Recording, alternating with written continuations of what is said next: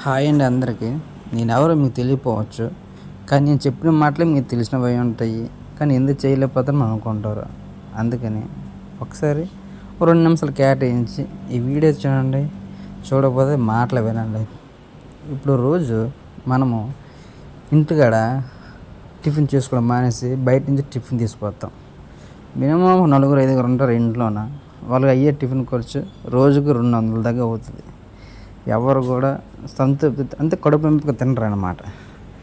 అదే 200 ఎందుకు, రూ. 100 ఖర్చు పెట్టి ఒక అర కేజీ బంగాళదుంపలు, అర కేజీ గోధుమ పిండి తీసుకొచ్చేసి మన ఇంట్లోనే మన కడుపు నింపుగా గొప్ప దీనిగా మంచిగా చేసుకొని తింటే ఆరోగ్యం కొంతాము, డబ్బులు సేవ్ అవుతాయి, అన్నీ బాగుంటాయి.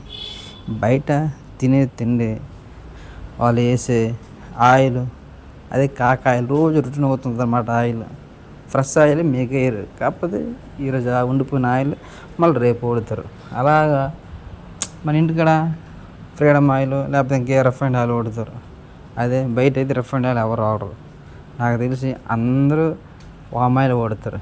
కొంతమంది దగ్గులు దేనికి వస్తారు అనుకుంటే చిన్నపిల్లలకి ఈ తినే చిల్లర తిళ్ళు, ఈ పామ్ ఆయిల్ ప్యాకెట్లు బయట నానా గడ్డి తింటారు కదా పిల్లలు, దాన్ని బట్టి పిల్లలు బాగోదు.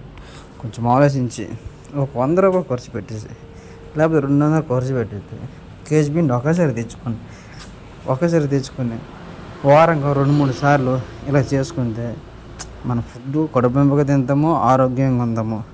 బయట ఫుడ్ మీద ఆధారపడకుండా ఏముందండి, అర కేజీ బంగాళదుంపలు పోసి పక్కన పెట్టేసి పూరి అందరూ చేస్తారు కదా, అది తెచ్చుకొని హాయిగా ఇంటికాడ తినండి, ఆరోగ్యంగా ఉంటారు.